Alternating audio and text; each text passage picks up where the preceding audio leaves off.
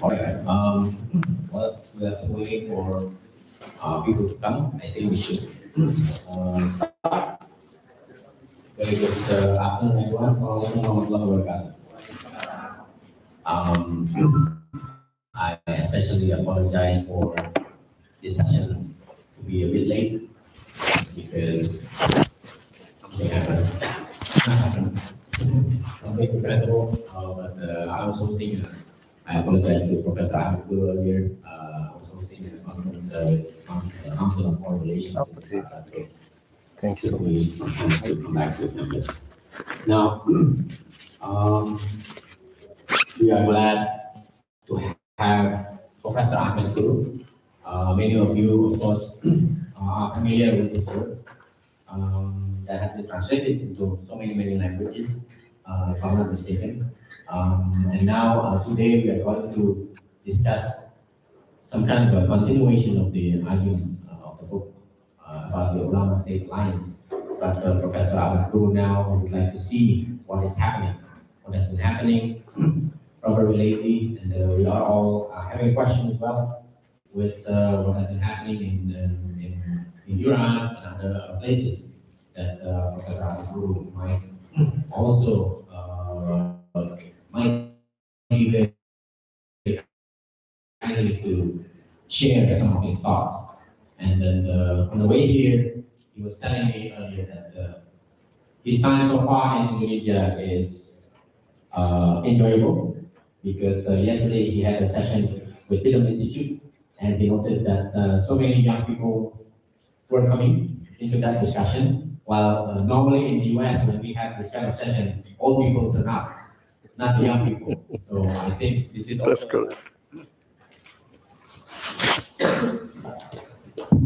This is a reflection of Indonesia has a very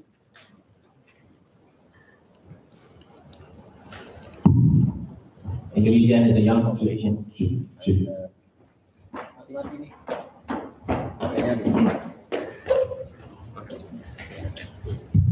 Indonesia has a very young population.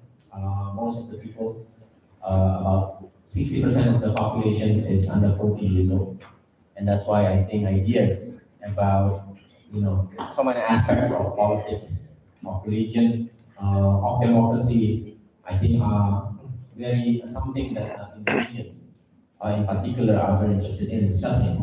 And I'm happy to report to Professor Ahmet T that we also have international students coming from various Muslim majority countries today. And some of you met in class, but for those of you who are not familiar, I'm also happy to report that Professor Ahmet T has built a new university at time. We started to operate, and Professor Ahmet T was very kind and agreeing to teach one full course last year. We are very thankful, and the students are still here. So now it's also, I think, a great chance for our students to meet Professor Ahmet T in person. So without further ado, I would like to give the floor to Professor Ahmet T. The time is yours. Take as many hours as you like, and then I think the student wouldn't mind as well. We have a long discussion today. The floor is yours. Thank you. I guess I will use the microphone. Oh, there. Thank you, Pak Philip, for the kind introduction. I hope the microphone is working. Is it everything fine? Can you hear?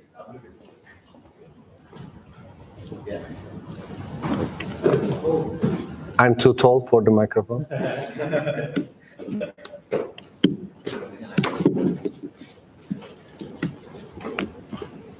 Yeah.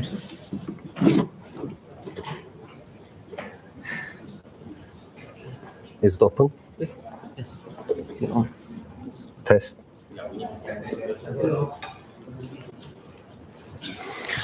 In fact,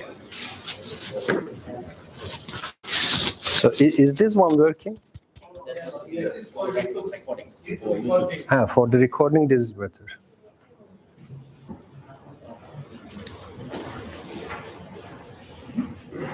Test.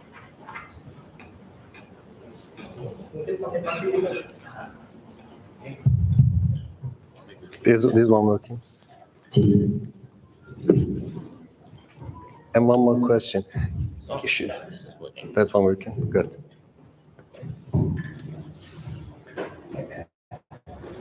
I think, yeah, now it works. Thanks again to Pak Philip for the kind introduction, to all the organizers of UIII. We just met Rector Kamarattin Hidayet and all other friends are here. It was in fact my honor and privilege to have taught an online course last year in this very exciting and important institution, Indonesia's Islamic International University. I saw some of my students coming to the day. Finally, I'm seeing them in person.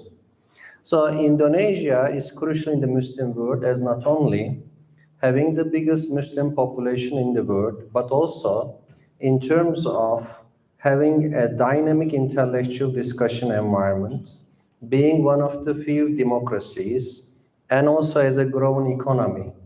And with this institution as an international university, with a globally I'm very happy to be in Indonesia because in the last 2 years after the translation of my book into Indonesian, I've been engaged with many intellectuals and students and other readers in Indonesia, although I am views and engagements with the book because of the topic Islam, authoritarianism and underdevelopment discussed in this big, important Muslim democracy. When my book was first published, one of the criticism I received is that it's too much Middle East oriented with the Ulema-State alliance argument. Then I contact with friends in subcontinent, Pakistan and other parts of the subcontinent. They say that no, it makes sense what we call the ulama military nexus. Ulema-State alliance makes sense for them.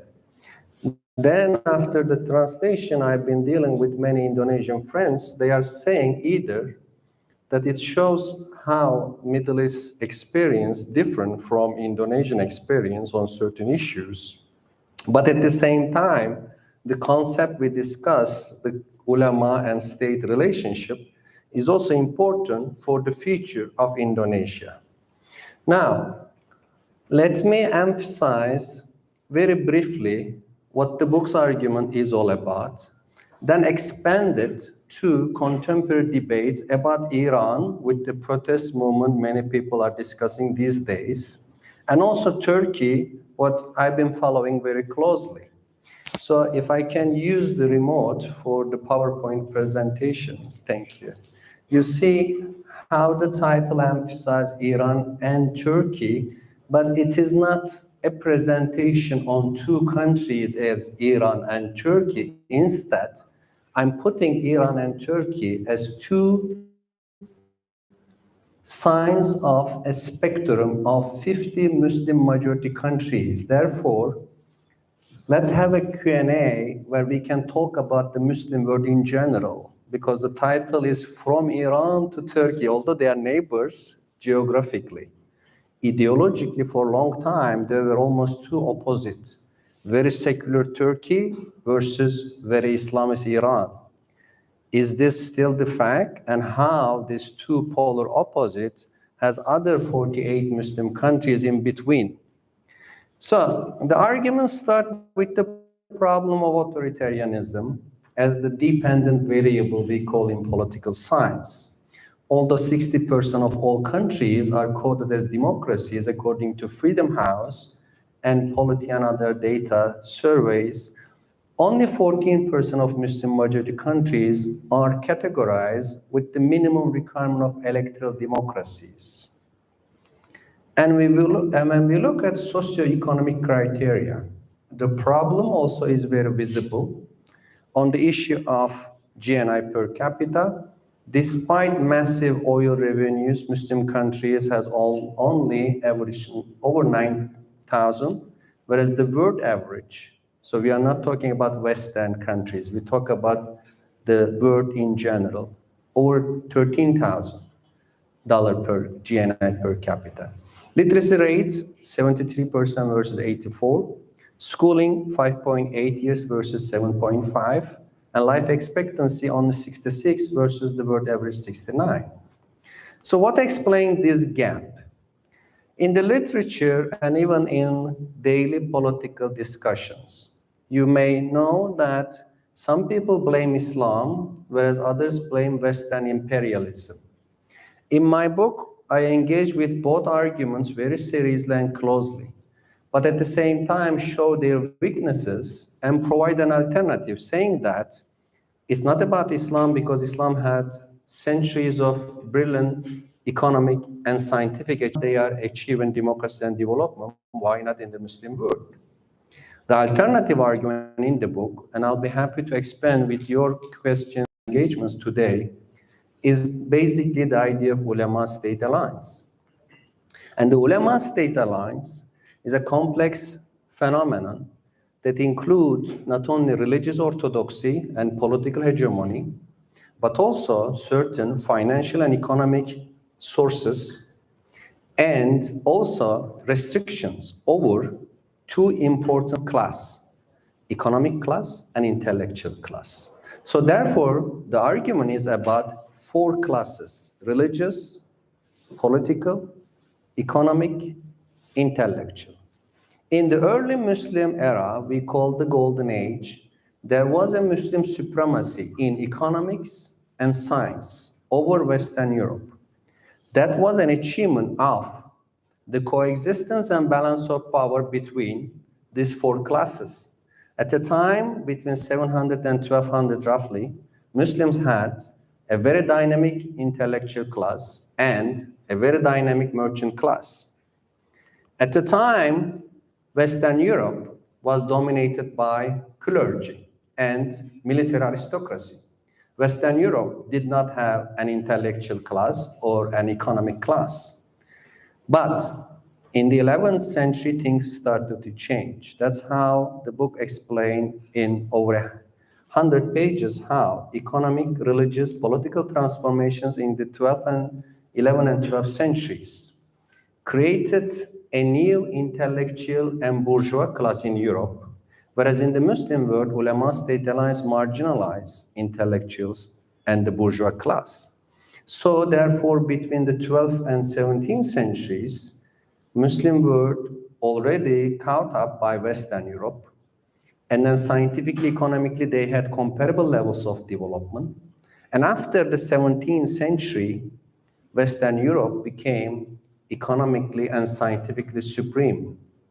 And today, Muslim societies, we need to address these questions, not only the hegemony of Ulema-State alliance, but also why are intellectuals and economic entrepreneurs so marginal? How is possible to make them stronger? So one important element that people tend to forget is the fact that during the Muslim Golden Age, there was an important level of separation between Islamic scholarship, ulama, and the state authority. It is documented by not only the anecdotal life stories of Abu Hanifa, Imam Ahmed bin Hanbal, Malik, and Shafi, as well as Shia scholars, but also numerically we have data like the Cohen's 1970 article I portray here, showing that out of 3,900 Islamic scholars between 8th to mid-11th century, only 9% accept to be state servants. 91% had multiple professional jobs, including mostly in commerce, like Abu Hanifa being a silk merchant, Ibn Hanbal working in textile sector.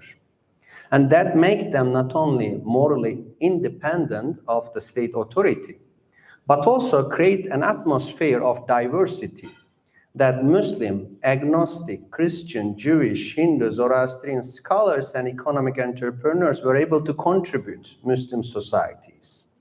And both Islamic scholars like Abu Hanifa and philosophers like Khwarizmi, who developed certain mathematical formulas that we use today, including algebra and algorithm.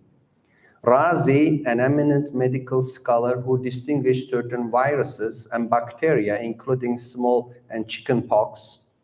Ibn Haytham, who produced the prototype of modern camera, camera obscurica. Farabi, an eminent political philosopher, wrote an exegesis on Plato's Republic. Ibn Sina, both a medical doctor and a philosopher. And Biruni, who wrote the most eminent book on India until modern times. So all of them were productions of a time when there was diversity and coexistence in the Muslim world.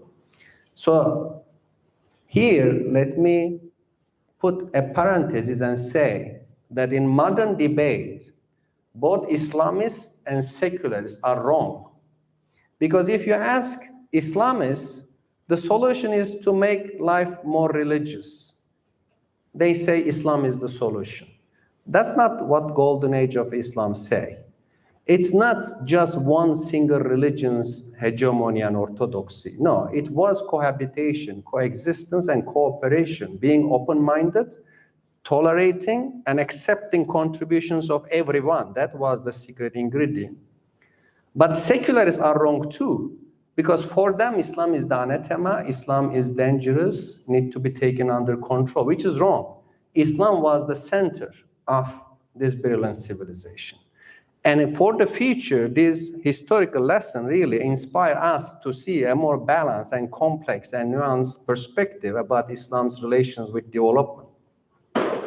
So going back to the idea of geopolitical transformation, in the 11th century, as you see in this map, the Shia powers were in rise.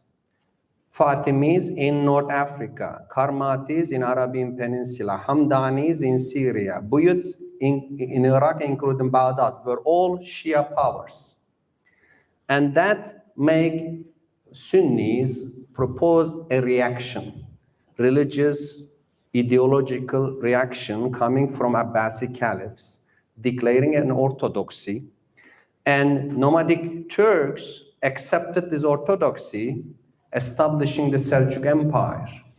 And the Ulema-State alliance formed in the 11th century, both as an ideological reaction, Sunni orthodoxy and Qadiri creed declared by Abbasi Caliph, declaring certain Shia, certain theologians, rationalist philosophers, and non-practicing Muslims as infidels. But also there was economic transformation of the Iqta system, state control over economy. And the political factor was the military-based new empires, mostly established by nomadic Turks. And it means the combination of structural factors, economic, social, ideological, and agency. Abbasi caliphs who were Arab, Seljuk sultans who were Turkish, and bureaucrats who were mostly Persian, especially Nizam al-Mulk, the Grand Vizier and the Prime Minister, who established the institutional framework Ulema-State Alliance, Nizamiya Madrasas, and these madrasas gave birth to a genius, Ghazali. And Ghazali wrote books attacking both philosophers and Ismaili Shias. And the result was both intentional and unintentional marginalization of independent scholars and merchants. Then came the Mongol invasions and the Crusaders, which were, of course, destructive, but I did not put them at the center of the argument, although I spent a whole chapter in the book, chapter 5, to them, because the Mongols, Crusaders, and Timur only helped further the Ulema-State alliance. When Muslims were attacked, when millions of them were killed, they sought for military heroes, and the military heroes came in the form of Saladin, who established Ayyubi dynasty, then which turned into Mamluks, who ruled Syria and Egypt for centuries with the justification that they defend the Muslim territories against Crusaders and Mongols. Even today in Egypt, as we all know, military has a political legacy, which cannot be understood if you don't know this historical impact and psychological damage the Crusaders and Mongols did, and how Muslims focus on the military and survival rather than science, philosophy, arts, and other progressive issues.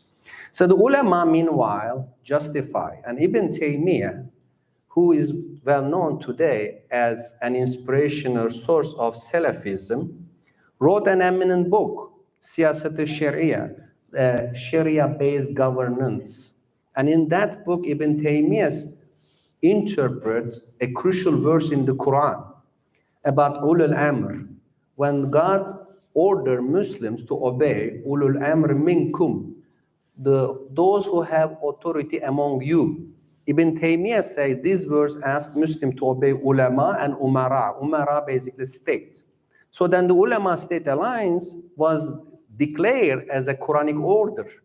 That's why today it's very difficult to challenge, because although the Quran says nothing about the state or the ulama as a class, in mosques and madrasas and many circles, not everybody, but many, preach ulul amr as ulama and state, and the young Muslims assume that obeying ulama and the state is a Quranic order. In fact, it is not. So, but we are talking about very complex process. Muslim progressive philosophical contributions did not end overnight, a year, even a century. It continued. Muslims produced eminent scholars such as Ibn Rushd and Ibn Khaldun, but they were either marginalized, ignored, and in the case of Ibn Rushd, attacked and books burned.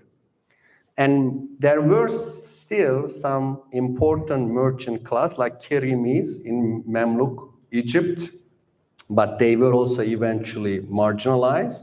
Their sources were confiscated by the Mamluk state. So what is the result? The result is that after the Mongol and Crusader invasions, Muslims politically recovered, but they could not recover economically or scientifically. They established three empires, as you saw in the map: Ottoman, Safavi, Mughal. The Ottoman was basically a Sunni regime with Ulema-State alliance. Safavis create their own Shia version of Ulema-State alliance. Mughal was much more complex because it was a Hindu majority, Sunni rule, non-sectarian empire. But the common theme of the three was that they were all military based, where the scientific and economic creativity was limited. As we see in comparison to Western Europe, because in Europe, after Renaissance, Reformation, printing revolution, geographical discoveries, scientific revolution, Enlightenment, and Industrial Revolution, all of these transformations came by using certain instruments they learned from China and developed further: gunpowder, nautical compass, and printing press. Out of the three, unfortunately, Muslims only pick up and effectively use gunpowder. Why? Because the Ulema-State in their decision-making table had military commanders who easily pick up the importance of gunpowder and use it, but there was no intellectual to understand printing press. There was no capitalist bourgeois class who can use printing for economic purposes, whereas in Europe, hundreds of printing houses were opened by economic entrepreneurs. It helped the literacy, it helped the education. The result is that the Muslim world did not have a single printing press from 1455, Gutenberg's printing Bible in Germany, until 1729, Ibrahim Müteferrika's first Muslim printing press in Istanbul. That had very negative impact. Many people try to deny this negative historical experience. It's wrong, because if you look at literacy rate, it's undeniable. In 1800, the estimated literacy rate in the Ottoman Empire was only around 1%, whereas it reached to over 31% in Western Europe. And in the 18th century Ottoman Empire, the only Muslim country with functioning printing presses at the time, printing only 50,000 books, whereas European printing presses in the same century printed 1 billion books. And once Muslims were producing paper in their golden age, having large libraries, whereas Western Europe was backward, limited libraries, but there was a reversal. After this transformation, Europe were full of libraries, books, and education and high literacy, and Muslim world became less developed in education and literacy. So then came colonization, and I tried to make this map matching color of European colonizer with the Muslim land, for example, Netherlands and Indonesia, the same color, and then France and West Africa. And at the beginning of First World War, only the Ottoman Empire and some parts of Iran were not colonized. After the First World War, even those territories became semi-direct or indirect colonies. And that may further weaken the Muslim world. Now, that's the argument in the book, and how I can now stipulate and expand to understand what is going on recently. As I said, out of 50 Muslim majority countries, Turkey and Iran are generally regarded as two different cases, and sometimes in the spectrum on the issue of secularism and Sharia. You can put Turkey on the one edge of assertively secularist, embracing French laïcité as laïque, banning even headscarf until recently, completely abolishing any parts of Islamic law, and then representing very strong secular state about a century. On the other side of the spectrum, you have a semi-theocratic republic in Iran, established by Khomeini, based on the notion of velayeti faqih, which means the tutelage of faqih, the tutelage of jurists. Khomeini brought this idea that the jurists know Sharia perfectly, therefore, a member of ulama should be the supreme. And his book, where he discussed velayat faqih, make very interesting claims, saying that even the Prophet Muhammad ﷺ lived today, he cannot change the rule of Sharia. If the punishment of adultery is this, the Prophet lived today, he couldn't change it because Sharia rules unchangeable. And the jurists know as good as the Prophet. So therefore, the jurist, the person knowing Sharia, should be the supreme. And now they have Khamenei as supreme authority. So many books and articles, therefore, present Atatürk, who imposed the top hat and secular Western lifestyle in Turkey, and Khomeini, who brought this theocratic idea, which goes beyond what I say Ulema-State alliance, because the claim is that ulama control the state. It's no longer an alliance for Khomeini. And many Muslim countries in between. So the idea that Muslim countries are mostly ruled by Islam, Islamic Sharia, Turkey is an exception, it's wrong, because in the book I document that out of 50 Muslim majority countries, 20 have secular constitutions with different versions like Turkey. 20 have Sharia-based constitutions with different versions like Iran. 10 of them in between, mixture of secular and Sharia principles. These two countries, interestingly, start very similar because both the Ottoman Empire and Safavi Empire were established by nomadic Turks speaking Turkish. The Safavis initially were Sunni. Then they convert to Shia. And they, by force, they made Iran Shia majority. Historically, Iran was a Sunni majority country. The notion that Iran is always Shia is also very deeply wrong. Only after the 15th century, Iran became Shia majority, mostly because of Safavi authority. Then Safavis, they were nomadic. They didn't know Shia Islam. They brought ulama from Lebanon and Iraq and established their version of Ulema-State alliance. Then again, the two countries, sectarian Ottomans and Safavis, were polar opposites, but the same religion politics dimension until the modern time.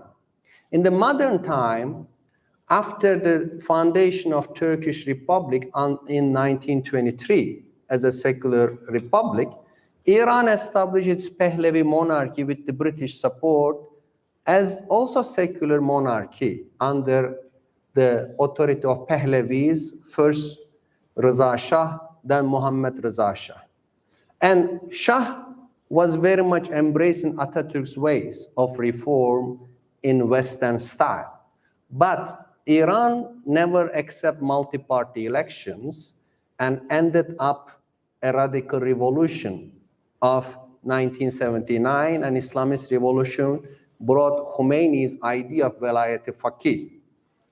And this is a mixture of, as you see here, a theocracy and a republic, in a way that there are elected institutions, president, the Majlis, the parliament, but these elected institutions are not really democratically elected because the theocratic institutions such as the Supreme Leadership for Life, such as the Guardian Council, half of the members appointed by the Supreme Leader, have the veto power over the elected politicians and institutions. That makes Iran a non-democratic country.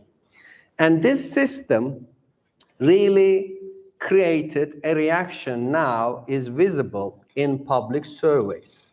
According to highly discussed survey published by theconversation.com 2 years ago, over 50% of Iranians now declare that they are no longer Muslim. So if this is true, it shows how the new generation is reacting to Islamist government and the mullah control. And then there may be a secularist backlash in Iran, and the protest movement eventually may create a secularist reaction. Meanwhile, in Turkey, secularism did not stay. I analyzed the Turkish secularism in my first book in 2009, State Policies Toward Religion, the United States, France, and Turkey, where I tried to understand why Turkish secularism was very exclusionary in the French style. But in the last 10 years, many things changed. Tayyip Erdogan came to power. For the last 20 years, he is ruling Turkey. Especially in the last 10 years, the headscarf ban has been lifted. Turkey is no longer an assertively secular state. Moreover, populist Islamism has been more and more influential in public discourses. It is still secular in terms of constitutions and laws, but public policies, networking, and discourse very much Islamicized, and the secular dimension of the political and legal system has been undermined. And Diyanet, interestingly, an institution representing Ulema-State alliance, was established by Atatürk.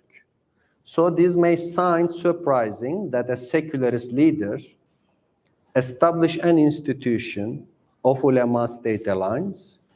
It is, in fact, not a surprising exception because all over the Muslim world, secularist leaders try to use ulama.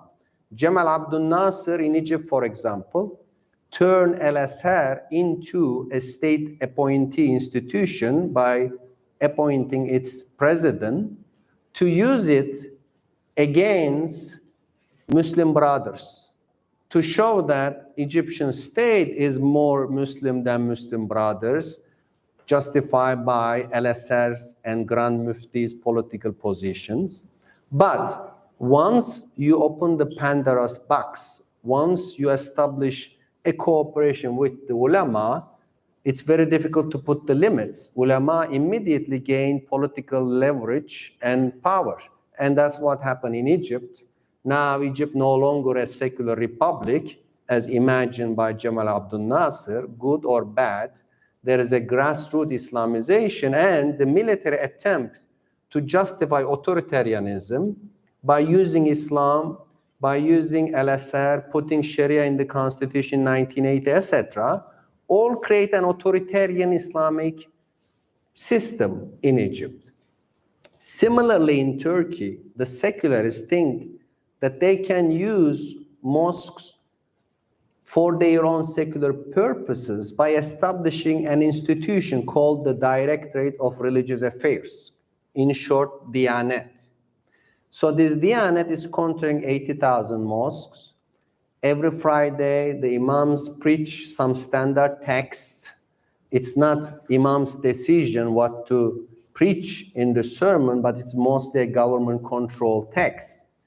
And when Erdogan came to power, he found this institution ready. He didn't need to start an institution of Ulema-State alliance. And today, the discussion is that in the upcoming election of June, what will happen if Erdogan loses and if the secularist opposition come to power? In some Turkish interviews, I proposed the opposition to think about reforming the Diyanet, ending this close Ulema-State alliance. But some secularists think that they need this to control Islam. So that's the tragedy in Turkey, that both Islamists and secularists can want to take religion under control rather than pursuing a true religion-state separation. So that at the end, in both cases, Iran and Turkey, we see an upcoming new generation. So on the left circle, you see the survey about Iranian people's views I just referred a few minutes ago. And which of the following is closer to your belief and faith? Shia Muslim, only a third of the population in Iran. And a diverse group of views showing a truly secularizing trend happening. And in Turkey, I wrote an essay 3 years ago about the Islamist regime's unintended production of a new secularist generation. We'll see how this new generation have an impact in the future of these two countries. Let me conclude by going beyond Turkey and Iran. In the Muslim world overall, as I said, this Ulema-State alliance has financial and economic pillars. It is not simply a religious interpretation, but also it is a matter of money. Historically, money was coming from land revenue distribution. The İkta system, Arabic, or Timar system in Turkish, the state centrally allocate agricultural revenues to civil servants and establish a patronage system. But today, agriculture is no longer crucial. The crucial factor in the last 50 years is oil. So I know that Indonesia was member of OPEC and oil exporter country. No more, that's a good thing, because oil hinders democracy. Oil creates a rentier relationship. Oil funds Ulema-State alliances in many countries. And in Saudi Arabia and Iran, oil has been sources for them to preach Salafi Islam for Saudis or Iranian version of Islam for the Mullah regime in Iran globally by using oil money. But now, especially after the Russian invasion of Ukraine, there is an increasing debate about new energy resources.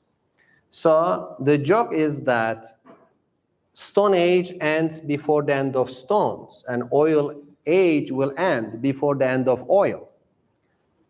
Or oil itself will be depleted soon. That will have a very big impact on the Muslim world.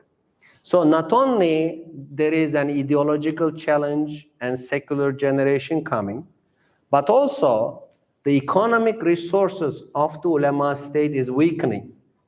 And one of the symptoms of this change is Saudi Arabia. MBS, the Crown Prince, is telling that he is wanting reform for many reasons, including economy, that they need tourist money, they need investment coming to Saudi Arabia. Even Saudi Arabia, controlling 20% of world oil reserve, is now aware of the fact that there is a post-oil era coming, and this will have huge impact politically, and it will really weaken Ulema-State alliance worldwide. And therefore, Muslim societies should be theoretically ready. What will be the new system? How is it possible to establish democracies? What should be the relationship between religion and politics in a post-oil era? So thanks for listening, and I'll be happy if there are any questions. Thank you, Professor Kuru. I think it was a fascinating presentation and chronicling how the underdevelopment of the Muslim world came into being. And then it seems to me that linking the historical part of this, the withdrawal of the advancements of Muslim culture and Muslim intellectuals related really to what happened in the power relations between ulama and the state. That's, I think, the core argument. Now, if I may, I use my privilege as a moderator. I'm going to ask one question first before the audience. So, the last part of the presentation is very interesting about how this Ulema-State alliance are being in the Muslim world, in the current Muslim world, that is oil. And if I may ask, in the past, how do they finance this? What were the incentives for this Ulema-State relation from the political economic perspective? If it is now funded by oil and oil is depleting, then we can expect that this Ulema-State alliance will collapse because there will be no more financial incentive for this to happen. But in the past, what was the incentive for this? Thank you, Prof. Phillips. That's an important question, also an opportunity for me to elaborate about the economic dimension. In fact, let me go over the slides and show that in the world, out of 200 countries, there are only 28 oil-rich rentier states. And out of these 28, 20 are in the Muslim world, because Muslim majority countries as a geographical fate and destiny has 60% of oil reserves in the world. And it makes countries authoritarian both in the Muslim and non-Muslim part of the world. So what about the historical origin, as Prof. Philip asking? In fact, when we look at the reversal of fortune in the Muslim world and Western Europe in the 11th, 12th, 13th centuries. Initially in the Muslim world, there was a market monetary economy with more private ownership of land. But in the 10th century, an economic crisis started in the Abbasi Empire because of the declining fertility of Iraqi fields. The government, since it has the scarcity of cash, started to distribute land revenues to military and civilian servants. Then came the Seljuks, later Ottoman Safavids, more military emphasis, more state control, in a way that they put the merchant class very secondary or completely eliminated. And then they were funding both agricultural revenues, some taxation, and the conquest, because the military conquest was crucial for the Ottomans and also Safavids for nomadic empires.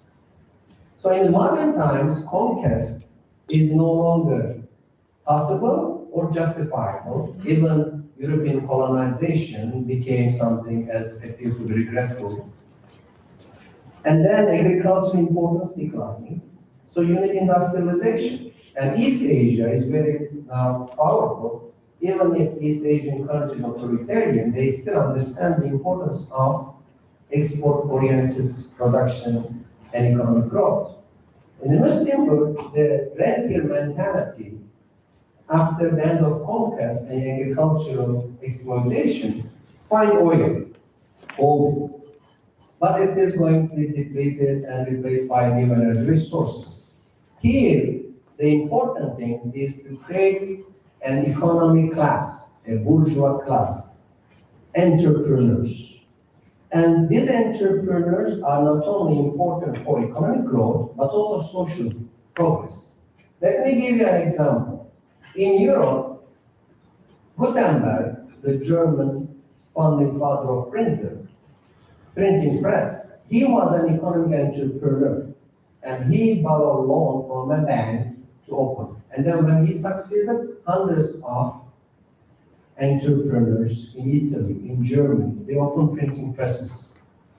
In the entire Ottoman Empire, or the entire Muslim world, there was no single economic entrepreneur be able or did open a printing press for 300 years. And finally, in Istanbul, who established the first printing press? Not a business person. He was Ibrahim Müteferrika, a Hungarian convert, a diplomat, a civil servant, a bureaucrat. And after this bureaucratic opening, it wasn't successful because a bureaucrat can never fully function as a publisher. You need economic entrepreneur class. So this problem was very deep, that the Ottomans use economy only for geopolitics. For example, the Ottoman sultans gave Dutch and British merchants privileged status, saying that this Dutch and British are Protestant. Our main enemy is Catholic Habsburg Empire. If I support British and Dutch, I will weaken Catholics in Europe. But in the long run, they didn't understand that by giving privileges to Dutch and British, you weaken your own Muslim local merchant class. And eventually, Ottoman economy became colonized by the British and Dutch because of the lack of understanding of basic principles of economy and emphasizing, because there was too much military emphasis of geopolitics. So to make very long story short is that every sphere should be appreciated. You cannot have a civilization based on just religion and military. If you forget the importance of intellectual life and economic life, you eventually be dominated by others who understand you well. Thank you. Thank you. Now I open the floor if anyone would like to ask question. I'll start with the back. Two ladies. We start with the two ladies, and then at the back first, only two. All right. So we start with the two ladies. Ladies first. Can you ask them to introduce themselves? Yes, please introduce yourself. Can someone pass on the microphone? Yang itu.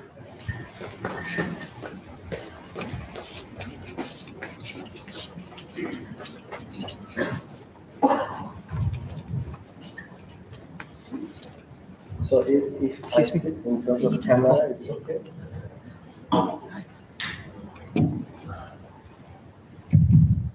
Okay, Assalamualaikum warahmatullahi wabarakatuh. My name is Sylvia Safitri from Faculty of Social Science.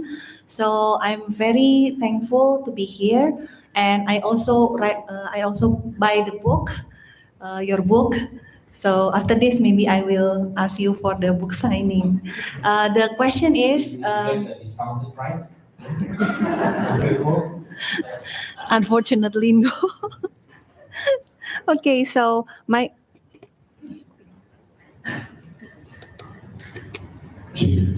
test.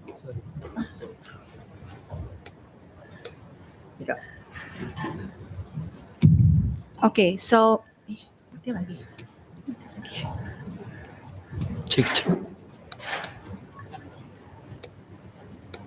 Cek cek.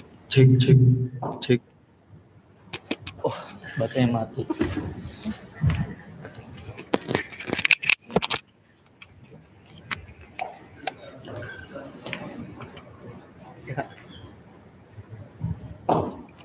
Okay, that's okay. So I also my question is I also read the book review. One of the feedback is when this is a very good explanation about the different layers of scholar rulers interaction. One of the comment was the book appears to neglect the increasing voices from creative jurists. So what is your feedback or counter argument on this? Thank you, that's all. Assalamualaikum warahmatullahi wabarakatuh.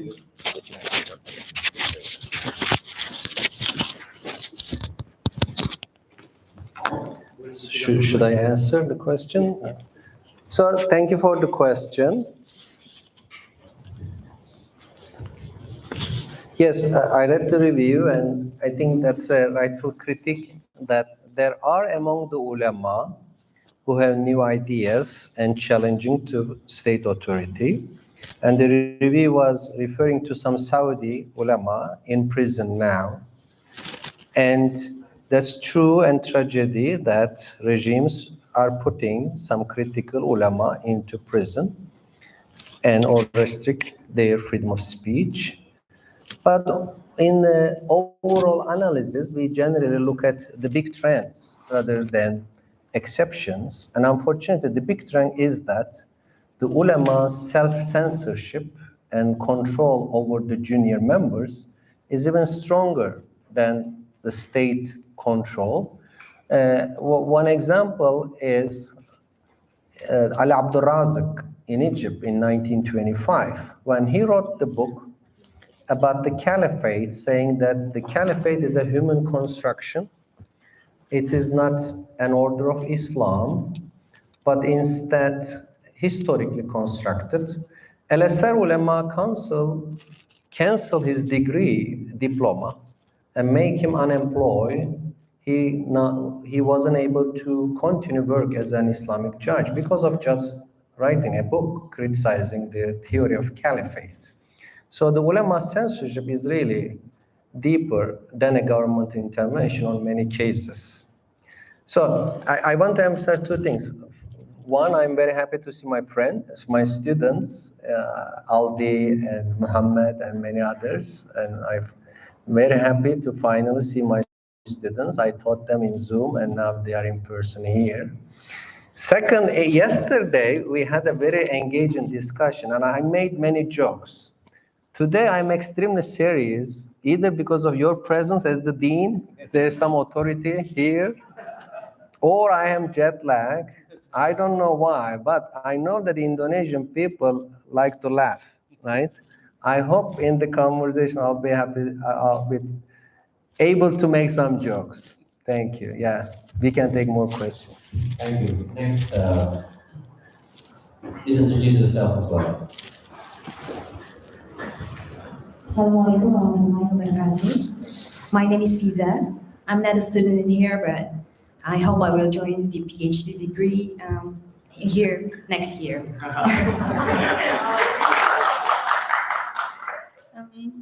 We know the process in Iran continue to happen weeks after the following of the death of Mahsa Amini. The question here is, could this be the end of the Khomeini conservative era? And the second one is, based on your perspective, how you describe the ulama and state alliance in Indonesia. That's all. Thank you. Assalamualaikum. Thank you. Alaikum salam wa rahmatullahi wa barakatuh. So, starting with the second part, I came to learn about Indonesia. It's difficult for me to say something conclusive. I wrote one short article last year about Indonesia in the context of Islamic reform, how Nahdlatul Ulama's Humanitarian Islam Initiative is important because at the time in the United States and elsewhere, people were all focusing on Taliban.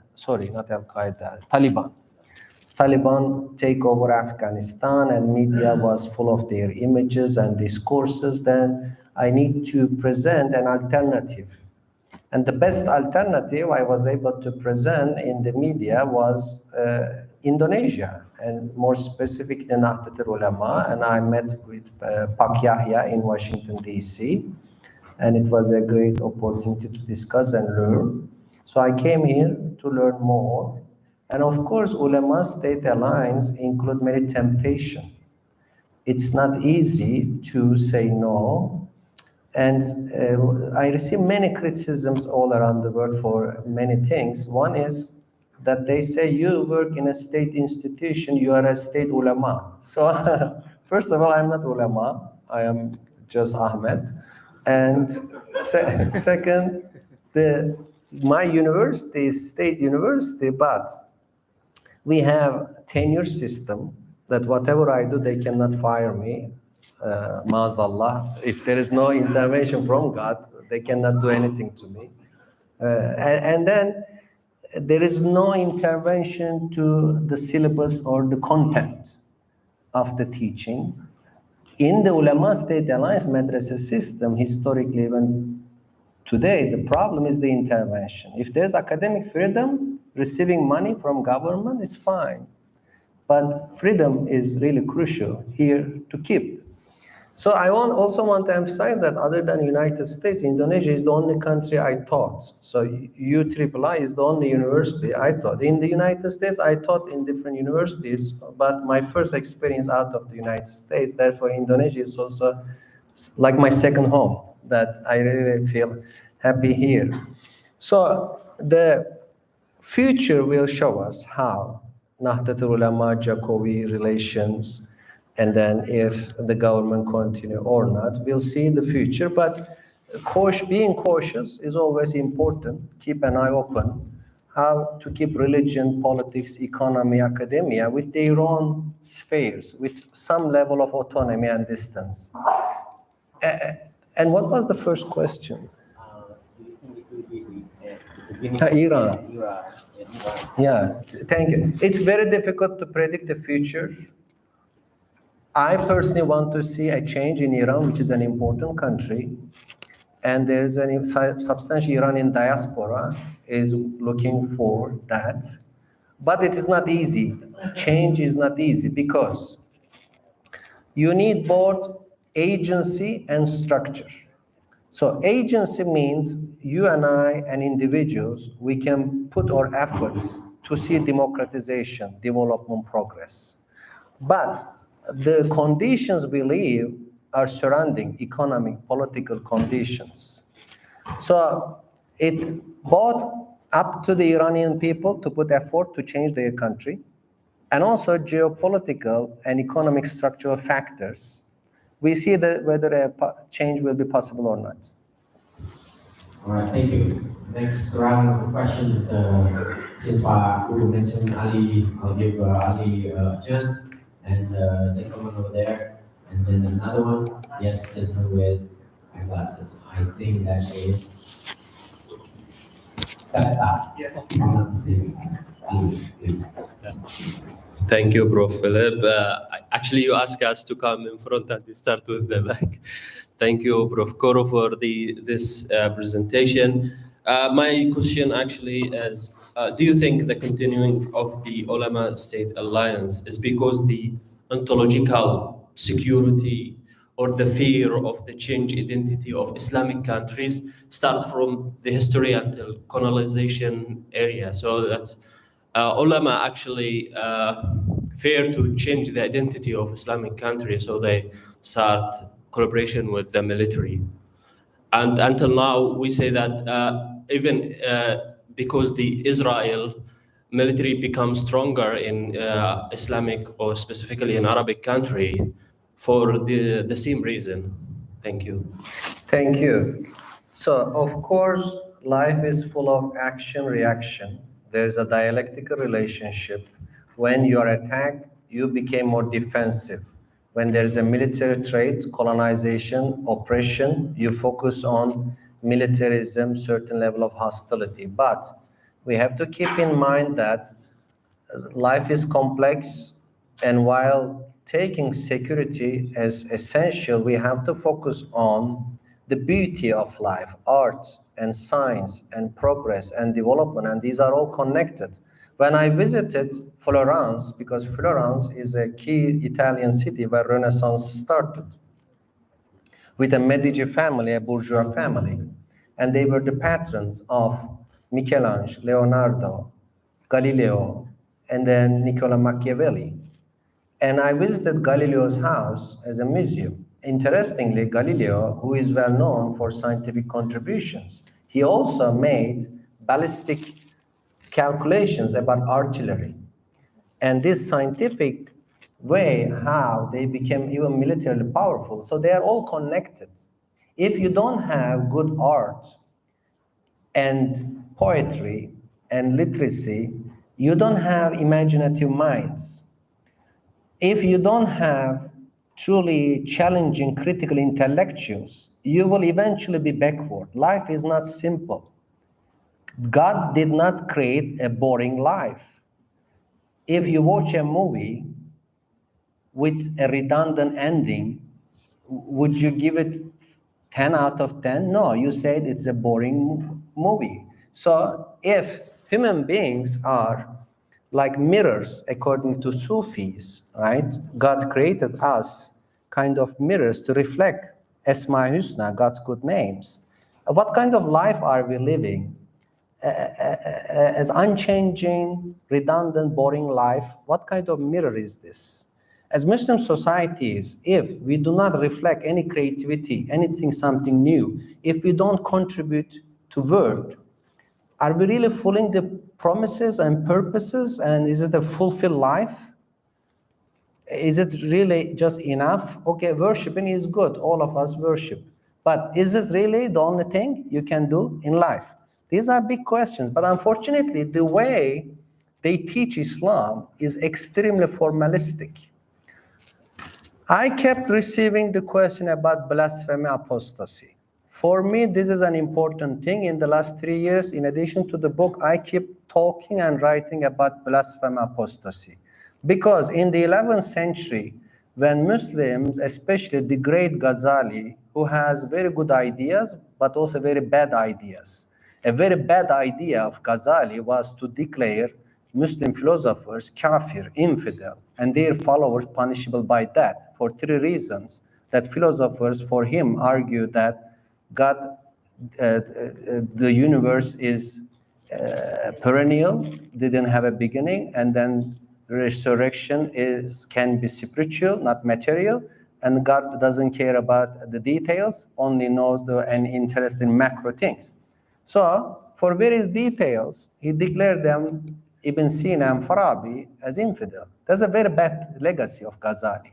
Because Ibn Sina is towering figure that certain things like wajib al-wujud in the religious literature, we know that's his innovation. We still use Ibn Sina to understand God.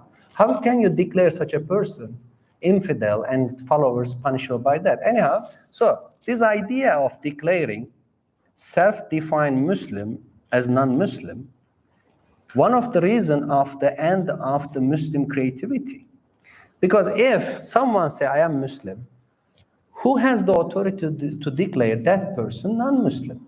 So today, I'm still receiving emails, questions from Africa, Asia. People keep asking me, Professor, you keep talking about freedom of speech, but how dare you give freedom to those who attack our God and the Prophet ﷺ?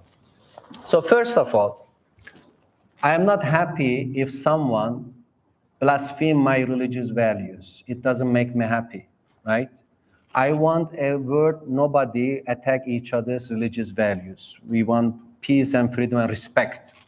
But if there are people who mock religion, what is the way of stopping? There are 3 ways of stopping people doing something. One is coercion, like killing, prisoning, beating. This is the easiest and more barbaric way. The second way is patronage, giving money. So if you want your brother to do something, right, your sister to do something, beating is the worst thing. Give her money, give him money, right?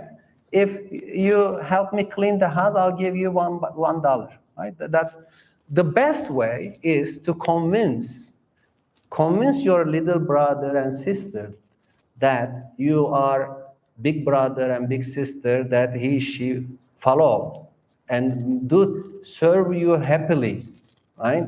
So that's what we call legitimacy. So Muslims should teach others how to be respectful, convince them, persuade them. That's the way of ending anything about blasphemy, attack, and establishing respect.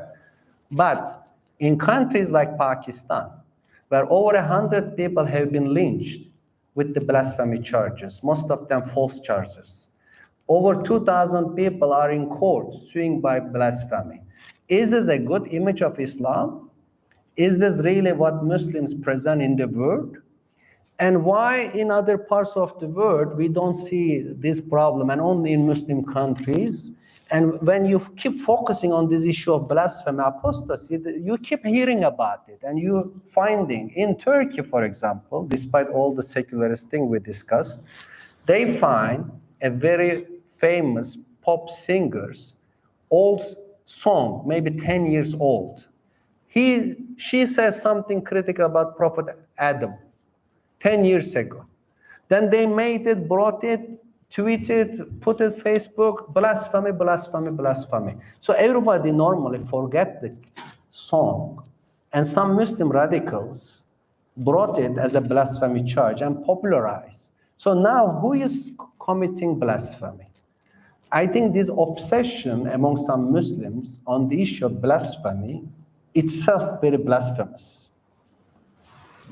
I don't know why I mentioned it, that wasn't the question, but this is really something hurting me and I want to share it with you.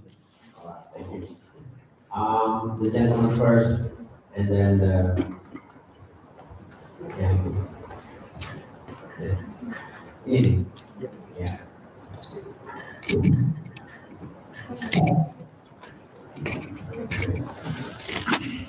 Please introduce yourself.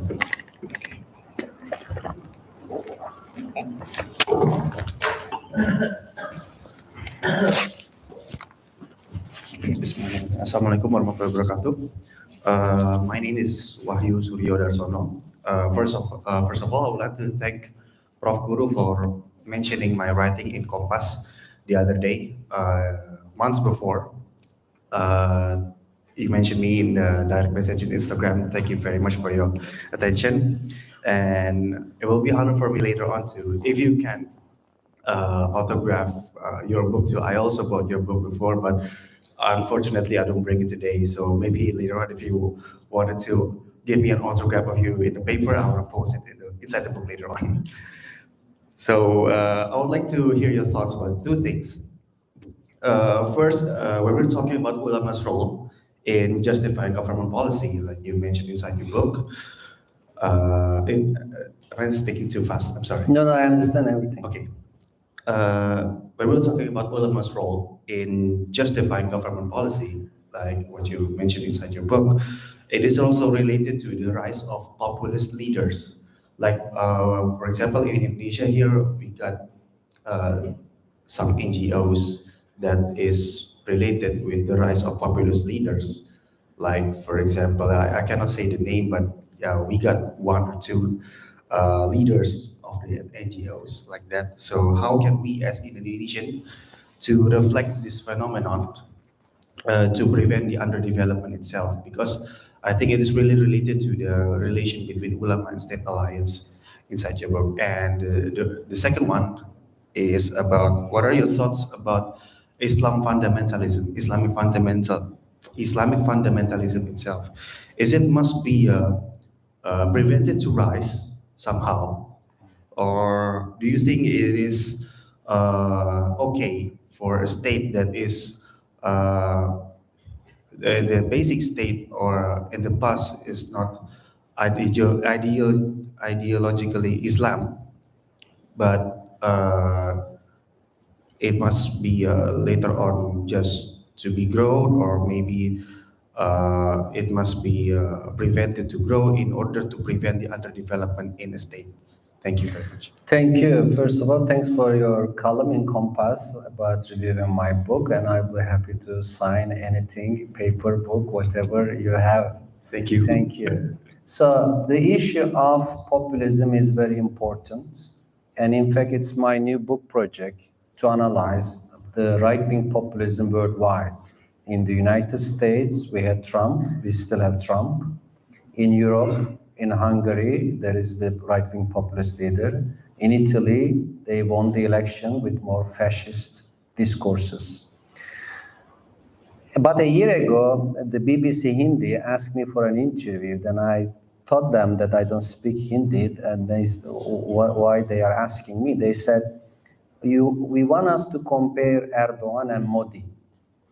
Then I say, okay, I can do it if I also include Trump, because Erdogan turned Hagia Sophia into a mosque, and a week later, Modi put the funding stone of the new Hindu temple in the shrine of destroyed Babri Masjid, a mosque violently destroyed by Hindus. So this right-wing populism is a global problem, a challenge to democracy today. It brings together religion, nationalism, and a demagogue leader. In the US, we had the President Trump, still Republicans can come in the next election. In Europe, as I said.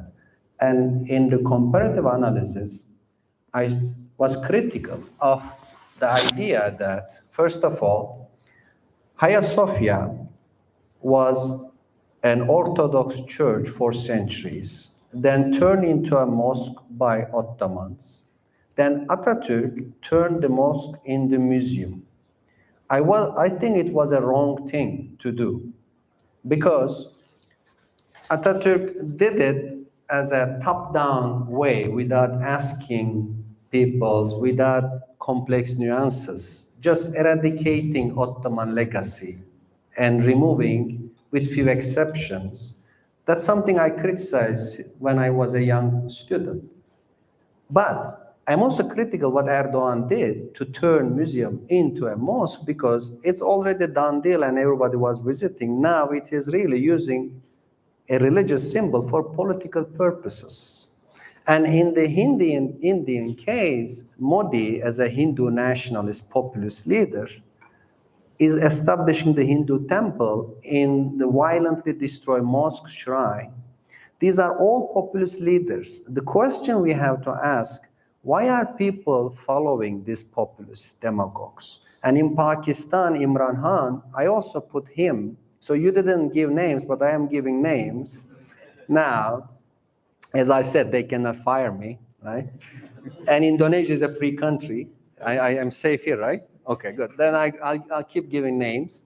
So these populist leaders are giving attention. Why? Because we, as the people, generally look at the symbols. Most good, oh, this is a good Muslim leader. But look at this good Muslim leader, how many thousand people he put in jail, how many people's properties confiscated, how many rules they violated, how many injustices are doing in this country. Opening a mosque is a good thing, but is it the everything? Is it the all things? So that's why right-wing populism is in rise everywhere, from the United States to Turkey to Putin's Russia and Modi's India. So what was the last question? About the Islamic fundamentalism. Yeah, so Islamic fundamentalism is a problem. The question, how to deal with it in a democracy. Because when you start banning, there is no limit. If you ban publications, parties for being Islamists, what is the limit to stop? That's the challenge. I understand the concern that there should be some level of controlling fundamentalism, radicalism, but at the same time, it should be within democratic principles. Thank you very much, sir. Thank you. Next one, and then after that, we collected 2 questions. Okay, thank you, Pak Philip, and thank you, Pak Kuru, for your book and your presentation. My name is Sabta Dinata. I come from Paramadina University. I have 3 questions. The first one is... Can you limit Okay, I combine the questions. Yeah, I think we cannot escape from the very fact that these two civilizations, Islam, particularly Middle East, and Western civilization, have been in competing situation. We see in history that one progress was at cost of others. I want to ask to you that how do you see this in the future? Is it possible for these two civilizations to be in an equal position without the necessity to control the others? My second question is, I think in many ways we imply that what we mean by progress is Western civilization. Yeah, I do agree that the utmost achievement of human civilization currently is in Western civilization. But we also well informed that they are not, how to say, homogeneous situation. The dynamics, conflict is not free from criticism. And I want to ask you what we need to anticipate if we see this is as a mirror of the progress. What we need to anticipate from this progress. And the last one, okay, I promised to give you two questions, so I stop here. Thank you. Assalamualaikum warahmatullahi wabarakatuh. So, two complex questions. Let me stand up because I have jet lag. There is 14 hours difference between San Diego and Jakarta. So normally my sleep time right now. So I need to refresh. Okay. So two complex questions. And in terms of the relationship between different spheres of life, politics, economy, religion, academia, sports, and others. How is it possible to make them autonomous and independent? Because they are all interacting, and as human beings, we have multiple identities. What is the solution? The solution is not a single one and perpetual, but it is constantly changing and dynamic. For example, we call the problem of corruption. And I heard since I came to Jakarta that Indonesia is discussing the problem of corruption. But what is corruption? Corruption is to use public offices and power for private gain. And basically, for example, if Mas Phillips admits certain students who are supporting his soccer team that he is fan of, there is a corruption because academia and sport clash. Or if we accept only rich people's kids to school, there's economy and academia corruption. If we accept Sunni students, not Shia, it is sectarian. If we accept Muslims, not Christian, these are all corruption. It's a mixture of spheres. When I grade my students, I look at their religious identity, their friendship with me, anything but academic criteria, it's corruption. Corruption is not just bribery or simply money issue. No, it's an issue of intervening the spheres. So therefore, when I say religion, politics, economy, academia, they should be autonomous, separate. I'm asking for justice. And Islam, adala in Islam is crucial. The only way to really fulfilling justice is to evaluate everything with its own criteria. And religion is something defined by taqwa and ikhlas, right? The sincerity and doing things for God. When you use religion for political purposes, you destroy the sincerity and the meaning of spiritual value. So in this regard, your question inspired me a critique that some people say, oh, you are too much American brainwashed. you are promoting American understanding of separation. I don't think it's American. This is, in my mind, very Muslim understanding of justice, to put everything in its rightful place and be respectful, its autonomy, and it's evaluate with its own criteria in a fair way. So, and in terms of the interaction, of course, everywhere, religion, state, there is an interaction, academia, economy, sports, but interaction should be principally guided. I always forget the second question. Can the two civilizations Yeah, thank you. So also the idea of progress. Now, you rightly refer to Western civilization, a big thing, as a full of inconsistencies and internal conflicts. In fact, that's a good thing for the West, because this internal debates, critiques, makes them alive and makes them productive.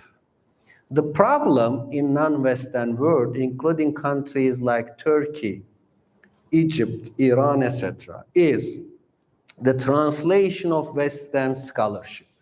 Because since 1960s, there was very strong trend we call postmodernity. You can start it with 1968 student movement and the post-structuralist, postmodern philosophies, Michel Foucault and others. Then Edward Said wrote eminent book, Orientalism. And since then, many Muslim, Arab, Persian publishers translate Western books, which is a good thing. But when they translate it, they get very wrong ideas. First, they say, oh, Western civilization is collapsing. In Turkey, the people keep telling, oh, the West will collapse and no more power, etc. Because they translate some English works about it. This is a very wrong idea. West is not collapsing. I come from the United States. It's not collapsing. Firsthand, I'm reporting to you. Everything is empowered, no collapsing. Why do they think? Because the Western intellectuals like to be critical. They say, oh, we have a big problem, And this warning make them alive and sensitive and then be more powerful again. When you translate to Middle East, they have the wrong idea. Oh, now is the age of China and Russia. Western domination is declining. This is not correct. Second thing is that the postmodern critique of modernity. So they also translated, many Muslim thinkers, they translate postmodern critique, but they didn't see that these postmodern guys, they don't believe anything. They don't believe in God. They don't believe in a rule in life. They are very skeptical. They believe in more chaotic. So, and if an Islamist use postmodern text, this is inherently contradictory because you are using an atheistic worldview, doesn't believe anything but skepticism, but you have an Islamist ideological obsession, how you use it to criticize modernity. And postmodernity aims to go beyond modernity. So these guys solve literacy problem, schooling problem. They live in countries where there is freedom of speech. They live in countries where university professors are untouchables. They talk and write whatever they want. Then they made a postmodern critique. If you live in a country with literacy problem, schooling problem, freedom of speech problem, it is luxuries to discuss. It's not helpful to criticize modernity. First be modern, then discuss postmodernity. So therefore, when we read Western literature, we should be very cautious in the context. The idea of progress, basically, again, in my mind, it's a very Muslim thing. Because when I was a child, I read a hadith of the Prophet ﷺ that if 2 of your days are the same, you are a loser. I don't think that is a good translation. Maybe you are aware of this hadith, that Muslims is always progressing. You don't make 2 of your days the same.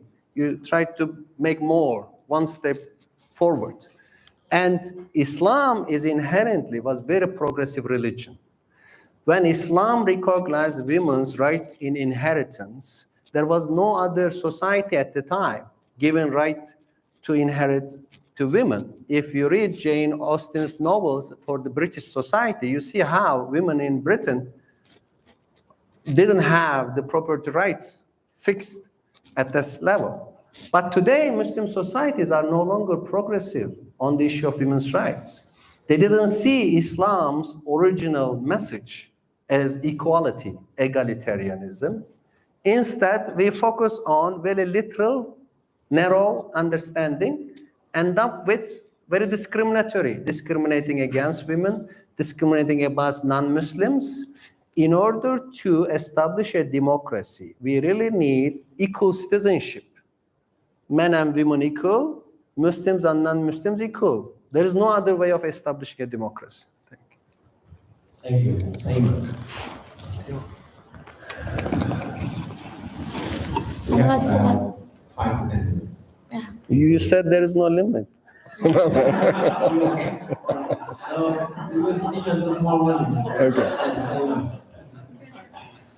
Assalamu alaikum wa rahmatullahi wa barakatuh. I'm Saima, and I'm very happy to have got the chance to meet you in person after being your student in first semester. So I am curious about 2 things. So my first question is, you argue that the alliance between Orthodox Islamic scholars, the ulama, and the military state, they hindered the intellectual and economic creativity by marginalizing intellectual and bourgeois classes in the Muslim world. So how is it different from modernization theory? And do you think the capitalist economic model is necessary for democratization? And my second question is, while discussing the works of Mawardi, Ghazali, and Ibn Taymiyyah, you suggested that these unapologetically authoritarian and patriarchal theories should be treated as historical texts, but they should not inform Muslims' political thought in the 21st century. And you also suggested that Muslims should establish competitive and meritocratic system. So how do you see the role of religion in public life if the system you have proposed, if it shall ever be existed like? Thank you. So you are Saima, the captain, Hafiz al-Quran from Mumbai. Okay, good. She was telling me she's the captain. Very good 2 questions, Saima. And yes, I was critical of Mawardi, Ghazali, Ibn Taymiyyah in terms of their views about political leadership. There are many views of Ibn Taymiyyah, Mawardi, I can agree, especially Ghazali. I agree with Ghazali on many issues. I like Ihya Ulumuddin as a very good book. But on the issue of leadership, it started in the 11th century when the Abbasi Caliph approached to Mawardi, saying that, I am the Caliph in Baghdad with no power, no military, no political role. You have to write a book to justify my position, because there are sultans with military authority, and let's propose a system where the sultan needs my blessing to be legitimate. Then Mawardi, after being commissioned the book, bring together some hadith, some poetry, some political views of Sasani governance thought, said that political rule can be legitimate if you capture power anyway, by killing, by military domination, by conquest. It can be very immoral, as long as the caliph justify and give you blessing. Then the caliph should be a man from the Quraysh tribe of Arab, caliph for life, no term limit, no opposition, no power transition, nothing, unless someone killed the caliph and declared to be the next caliph. Ghazali, with some reformulation, repeats this theory in his Al-Iqtisad fil I'tiqad, the moderation of faith. So Mawardi wrote in Ahkam Sultaniyya, the principle of governance. Then the third book is Ibn Taymiyyah's Siyasat-i Sharia, the Sharia-based governance. But at the time, again, the political context changed because no more Abbasi Caliph. The Mongols, unfortunately, destroyed Baghdad, killed the Caliph. Some relatives came to Cairo but didn't take seriously. Then Ibn Taymiyyah said, instead of one caliph, we need ulama and umara, Ulema-State alliance. These views, in my understanding, are very political, very contextual, human-made, has nothing to do with the Quran or the Hadith or the Islam's basic principles. Today, they cannot guide any society because the way they propose political authority has no place about opposition, debate, election, replacement, power transition. What will happen if the caliph get mad? Delirious, psychologically problematic person, you don't know. What will happen if someone captured power with military, etc.? There's so many questions, no answers. And why a man from Quraysh ruling us as the caliph? Who gave him authority? And Islam is a egalitarian religion. The reason why I emphasize that they are really only historical is that the English translator of Mawardi a few years ago, when published the book, said that we are publishing this book to enlighten modern Muslim youth. Then I was very disappointed. How are you enlightening modern Muslim youth politically with this old text? You can only use this text historically. I spent months to read them. It's good for me because I understand history, but they don't help anyone today to have a functioning political system. So this time I forgot the first question. It was about the modernization theory. Yeah, thank you. So modernization theory argues that it's all about mode of production, relations of production like Marxism, and there is a packet program starting in Europe. First, an industrial economic transformation, create a skilled labor force, bring urbanization, literacy rate, schooling, communication technologies, eventually produce democracy. That's the European transformation. And it will repeat it everywhere, same way. Once you have industrialization, you have the other processes coming automatically. I'm not suggesting that. First of all, I don't believe in automatic change. I always emphasize there is agency and structure.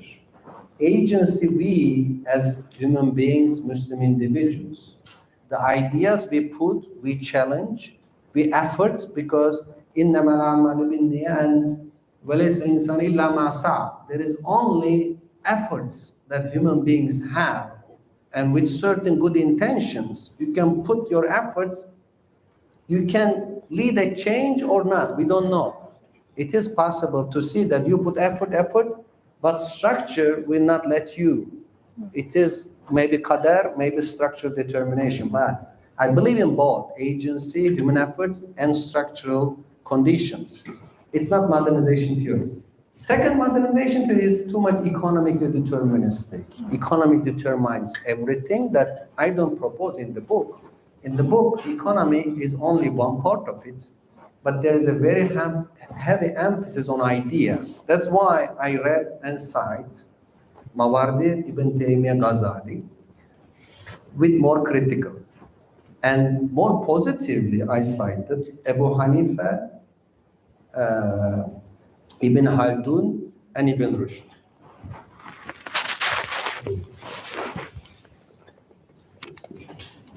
Yes, thank you, Professor. It's my privilege to meet you in person. Okay, Aldi is my name. Then I would like to ask two questions related to the topic Iran to Turkey, right? So the first is actually recognize that the wave or the external factors or political international hegemony is playing a key role to the wave of democratization, right? So with the declining of US hegemony right now, and then the rise of China and Russia with authoritarian approach, and they have also a deep ties with Muslim majority countries like that. So will have a huge impact to the possibility of the revolutions or reformations in the current problem faced by Iran in Iran. And then the second is about the state ulema regulations.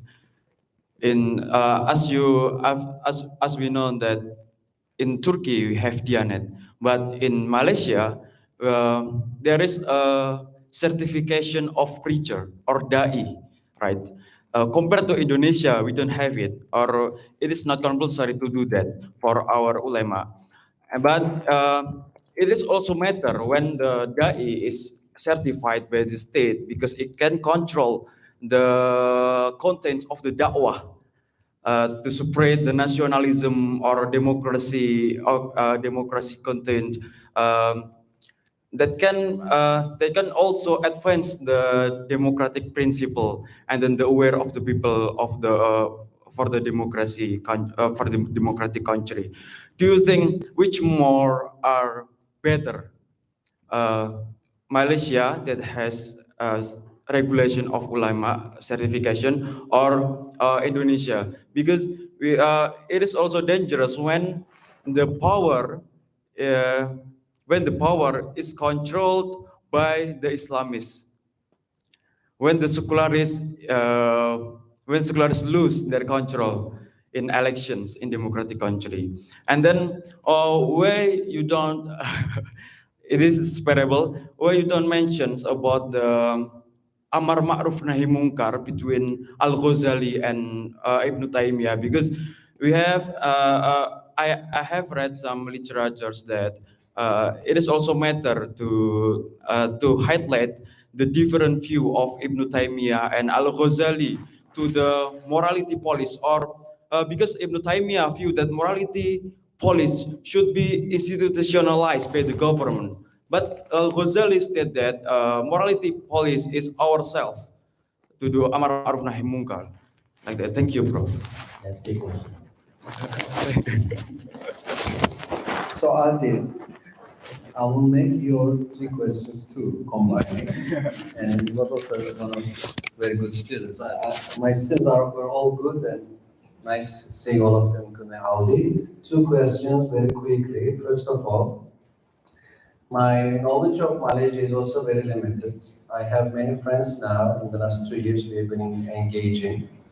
And in addition to the book, I wrote a report on Ulema-State alliance and an article to compare Islam and Christianity in terms of religion-state separation, to debunk the cliche that there is no separation in Islam, but there is always a separation in Christianity. I think it's wrong that Christianity has a very long state-church alliance, and even today, many churches are very political, including evangelicals in the United States, many in Europe.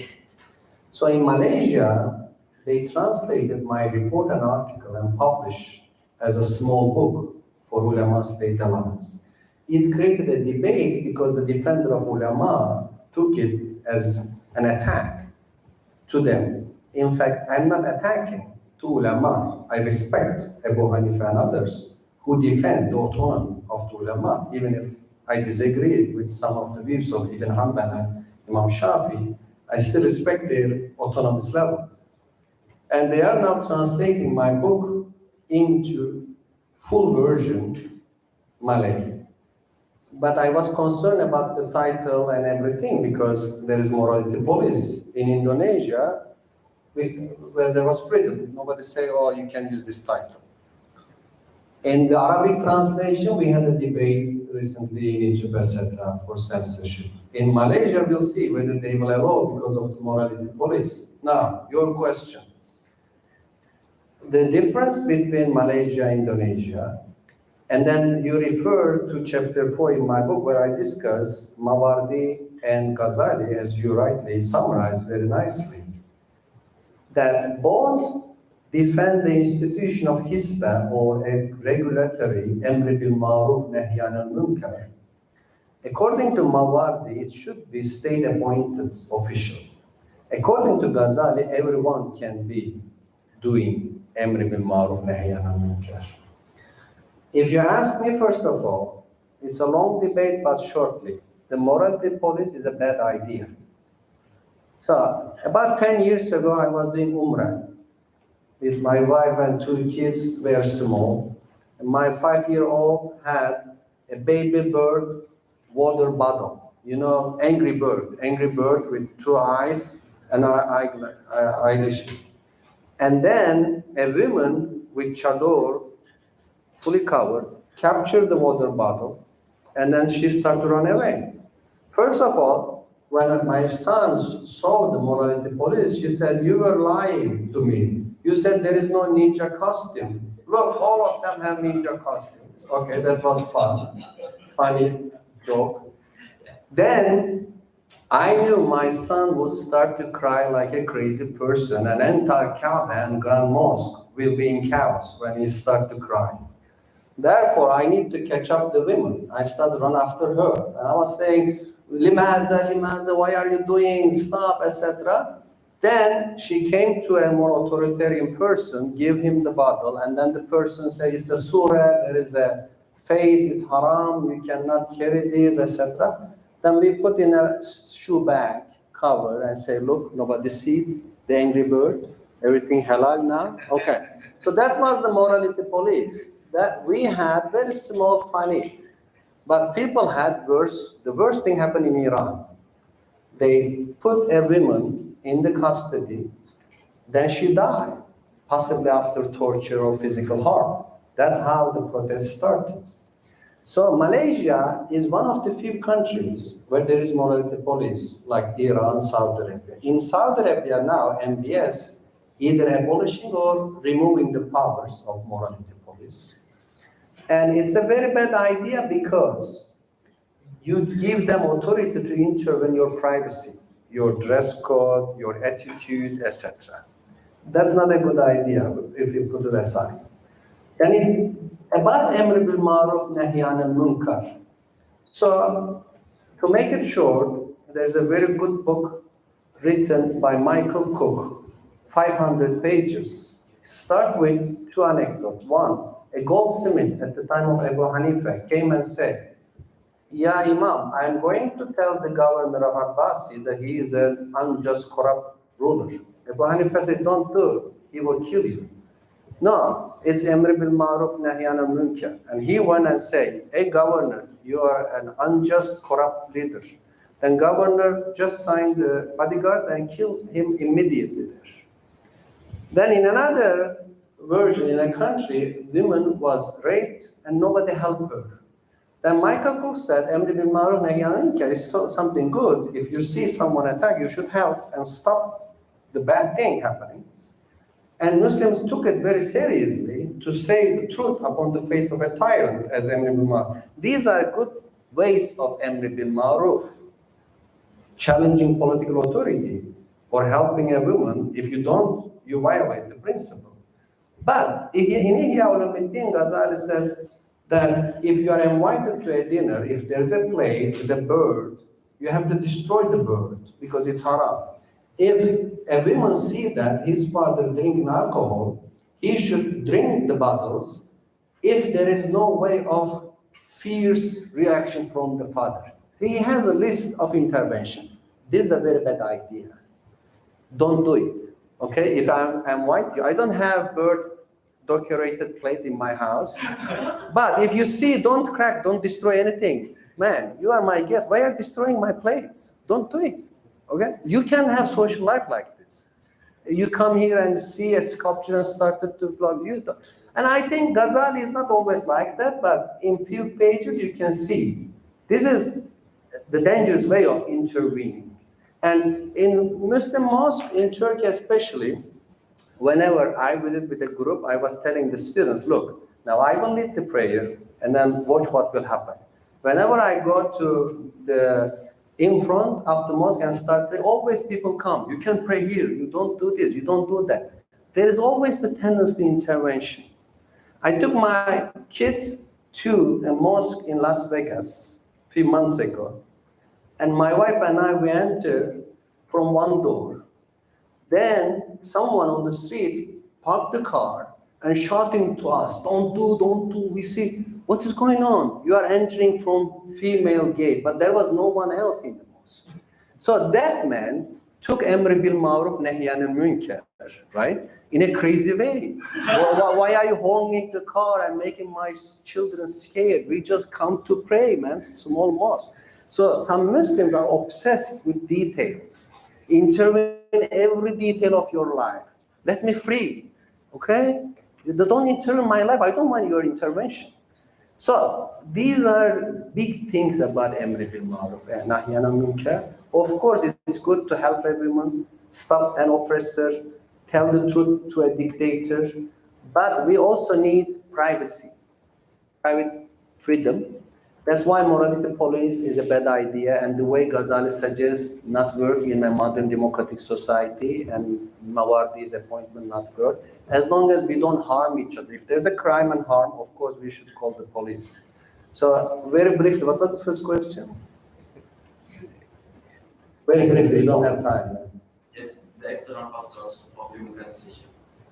Okay, the first question about Iran and change. So, I don't know whether it's rhetorical or not, but you said that. Yeah, Russia and China gaining ground, the West is going down. Yes and no. Let me tell you this. After 9/11, United States made huge mistakes. One was the invasion of Afghanistan, and the worst was the invasion of Iraq. And now there's a big regret about it in the United States. Nobody defends the invasion of Iraq especially. Even the invasion of Afghanistan was a terrible thing as the result. It triggered an anti-Western reaction. And today we see very deep anti-Westernism in many Muslim countries. But this is not helpful, because when I look at the future of the Muslim world, a good, strong, critical, but friendly critical relations with the United States and Europe is essential for the scientific and economic flourishing of Muslim societies. And for Muslim societies, the deep Islamophobia is now growing in Asia. The persecution of Uyghur Muslims in China, persecution or discrimination against Muslim minority in India, the persecution in Myanmar, certain level of authoritarian attack already done by Russia in Crimea, Chechnya. These are the problems Muslims should not forget. Just focusing on the West as if West is the only place of attacking Muslims is a wrong thing. Yes, we can be critical of West, but at the same time, we need cooperation with Western universities, Western companies, and be mindful of the conditions of Muslim minority in China, India, and other Asian countries, but there's a rising anti-Muslim sentiments by populist right-wing governments in those countries. Thank you. I think please thanking Professor Ahmet T for a very insightful and inspiring.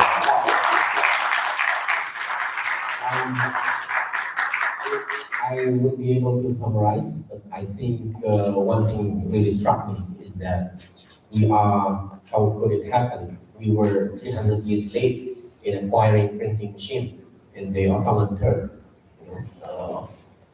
Invented by Gutenberg in the 1300s, when he came to Istanbul, or in the Ottoman Turk, 1700. It's 300 years late in terms of translating, engaging with scientific words and so on and so forth. And I remember a book written by Bernard Louis, I think 20 years ago, if I'm not mistaken, What Went Wrong. And then I think he's this kind of scholar who's trying to investigate what went wrong in the Muslim world. And then I remember one conclusion that he was making was that he analyzing the number of translated works into the Ottoman world in the last decades of the Ottoman kingdom, the number reduced significantly, i.e. there were no more engagement, as if the Muslim world did not want to engage with the West, with their progress, with their scientific progress and so on. And then we then becoming an inward-looking kind of society. And I think the message from Professor Ahmet T today is that we need to be open-minded, outward-looking, and then engaging with the outside world. And I hope that kind of message continue in our works in the university, especially our students. And also, of course, I would like to thank everybody who's coming here, not from the university. And then I hope that you will keep coming to the university and engage in our discussion. Thank you very much. See you.